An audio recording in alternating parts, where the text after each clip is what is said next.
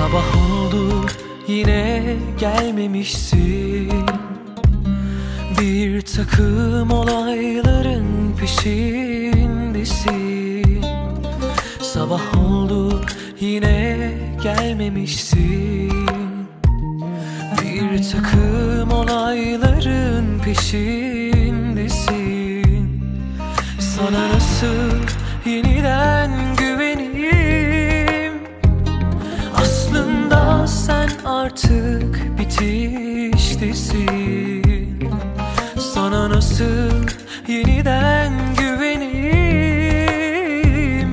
Aslında sen artık bitiştesin.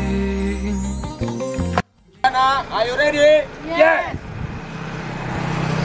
Kaldırmaz zamanı fark et.